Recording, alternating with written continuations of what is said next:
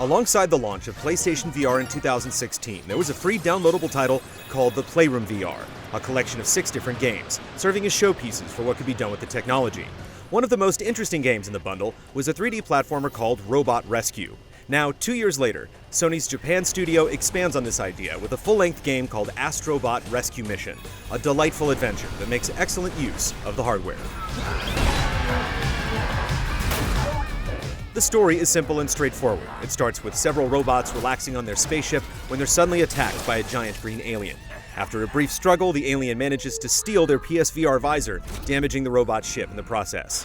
As a result, pieces of the ship and all the robots get strewn across the galaxy. It's now up to you and the lone remaining Astrobot to travel to different planets to rescue his companions. Astro Bot plays much like a typical 3D platformer. However, guiding your little robot pal in VR gives an exciting new perspective. You and the controller are contextualized as essential parts of the world. You take on the persona of a larger robot, with the camera seeing through your eyes. This perspective feels especially unique as you actually need to move your head to see around obstacles or to keep track of the Astrobot when it jumps below you or moves behind you. It creates a great sense of scale, making it feel like you're actually there. It's also worth noting how well the robot moves and controls, even at bizarre angles where it can be hard to see them properly.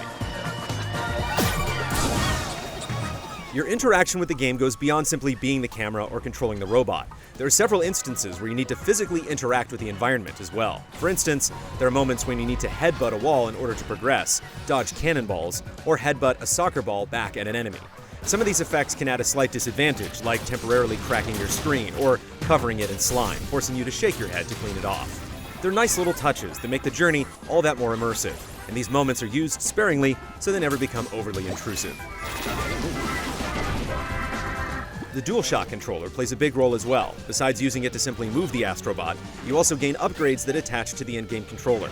A grappling hook can pull out platforms, or it can be extended to form a tightrope for your robot friend to walk across. A nozzle can spray water to put out flames, and shurikens can cut spider webs or chop wooden blocks. While the game does a great job of taking advantage of the hardware, we did run into a few issues when our controller would act up, appearing upside down within the game or losing its center position, requiring you to stop to recalibrate it. Certain abilities that use the touchpad also have problems registering from time to time, particularly when using shurikens. Overall, though, these are just minor distractions. The levels take place across 5 different worlds, with 4 levels per world, followed by a boss fight. Each individual level offers up unique challenges and environments to explore.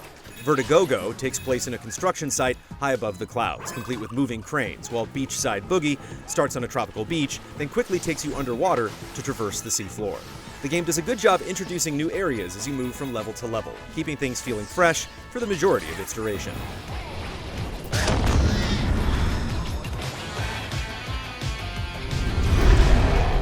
The bosses found within each world are huge spectacles that require coordination between you and your robot to take down. The first is a mechanical gorilla. To defeat it, you need to have your robot companion chip his teeth with punches, then you need to forcefully yank them out one by one with a grappling hook. As the game progresses, the bosses get more impressive and creative with each new encounter. Of course, your main goal within each level is to find and rescue the missing robots. The difficulty of locating them varies. Sometimes they can be in plain sight, while others require a bit more investigation, which is great since it encourages you to thoroughly explore your surroundings. Each level also hides a chameleon, and finding it unlocks new challenge levels for you to tackle. These challenges usually focus on a mechanic you've recently learned, like throwing shurikens or dousing fires while trying to rack up a high score. There are some, though, that focus more on platforming, and these can be more difficult, especially if you want to set a good score. Besides traveling to different worlds, you can visit the Astrobot spaceship. Here you can spend coins you've collected on your travels to play an arcade-like crane game and collect minifigures to place in several dioramas. It's nothing special, but it's there if you're interested. Astro Bot Rescue Mission is a good platformer with tight controls that's greatly enhanced by making the most of VR. Platforming, exploring environments, and fighting bosses are all given additional layers of depth and scale that feel completely fresh and unique. Not only is it a good proof of concept for the PlayStation VR, it's a legitimately great game, and one of the best uses of the technology so far.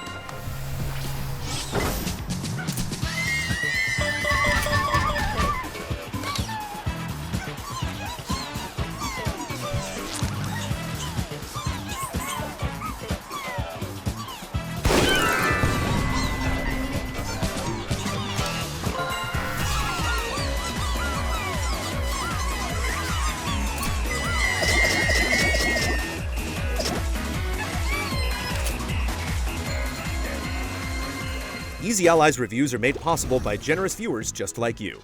If you like what you see, check out patreon.com/easyallies to help us make more. For just $1 a month, you can gain access to weekly updates, spoiler discussions, and exclusive shows.